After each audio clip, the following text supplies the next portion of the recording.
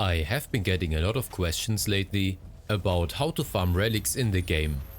So I figured it's a great time to share a detailed item farming guide, especially with the recent class DLC release. So let's get right into it. Running Void Crusades efficiently is probably one of the best ways to farm items. Here is what I mean by proficiently. To complete a Void Crusade, you technically only need to finish one of the golden missions. But rushing straight for that mission isn't advisable. Because before you do that, you should try to finish as many smaller missions as possible. This will boost your loot quality, rarity, and overall bonus. Next, you want to maximize the loot potential. To make the most out of each crusade, aim to collect as many keys as possible. You will need these to open the chests at the end. So here is how you can earn them. The Golden End mission grants you 2 keys. When you complete 5 missions of any kind, you earn 1 key. When you finish 2 bonus missions, which are the blue ones, you get 1 key. When you complete all covered and hidden missions, you earn 1 key. Those are the purple and orange ones. And by the way, you should try to do them anyways, since they grant a massive boost for your loot modifiers. And lastly, defeating the Wandering Servo Skull grants another key. The presence of a Servo Skull is indicated by a special icon on the Void Crusade map when you arrive to a nearby mission. Next, you want to locate the right chests, because the chests aren't labeled, so that's where the info fragments come in handy. These fragments, found during missions, reveal what's inside one of the chests. One tip I can give you here is to watch the top right corner of your screen. When you are near an info fragment, your attack adept will notify you. You might ask, what is in the loot chests?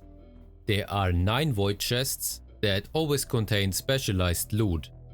There is one with Psalm codes, one with Architect shards, one with tarot cards, Empyrean seals and void shards.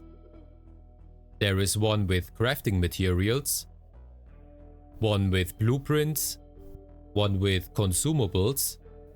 Then there is one with a high chance of morality relics, one with a high chance of ancient relics, and one with a high chance of architect relics. And of course, lastly, there is the Supreme Void chest that can always be opened without a key. For an even smoother run, there is a detailed Void Crusade guide on Reddit that I will link in the description below. It has a few small errors, but overall it's still very useful. You can also check out this Void Crusade planner, which allows you to plan the best route to get the most out of your runs and keep the difficulty down if needed.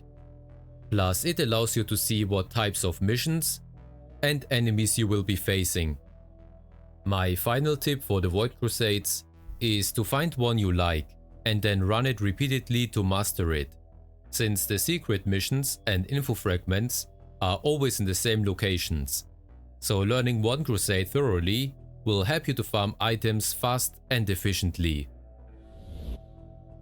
If you have the Maelstrom of Carnage DLC, you can access the special mission called Valorous Heart. Here you will face endless waves of enemies, and the mission only ends when the artillery strikes run out.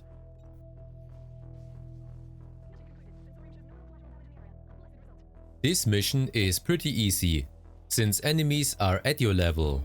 I suggest that you boost your movement speed and use abilities like the Heat Aura. Then you can just casually run through the battlefield while killing lots of enemies. Once all charges are spent, the mission ends, rewarding you with a ton of loot boxes that have a good chance of containing relic items. While you cannot get Architect or Ancient relics here, you still get a good amount of normal relics for very little effort. Plus, you can pretty much run this mission from the start, after completing the intro, making it a great source of early loot and a steady supply of Machine God Sparks if you ever need them. Using tarot cards in random missions or avoid crusades is essential for improving item drops.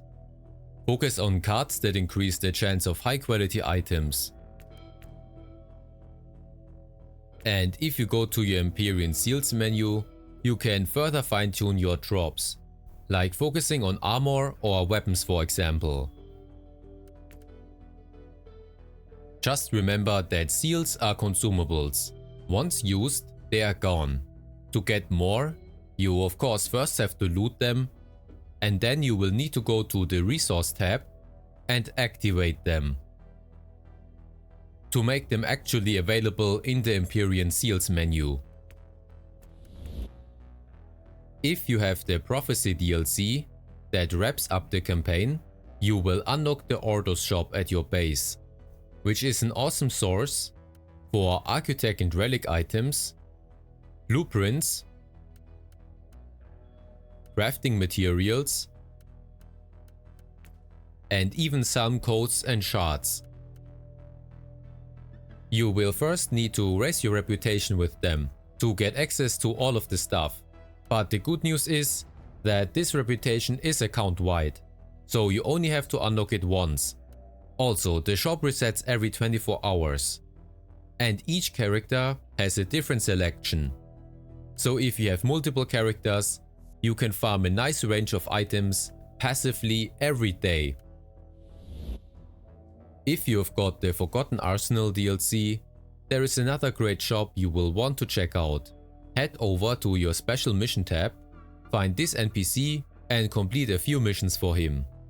Doing so will permanently unlock a shop that sells relics scaled to your level, at very reasonable prices. This is one of the easiest ways to grab relic items early on in the game. And since the shop resets daily, make sure to check back regularly for new offers. A lot of the seasons in the game introduce special mechanics that can boost your loot drops significantly. You might encounter unique boss fights, new loot chests, or shrines that drop additional items. These seasonal bonuses can really boost your loot income, and you can even transfer this loot to your non-seasonal characters via in-game mail, which is super useful.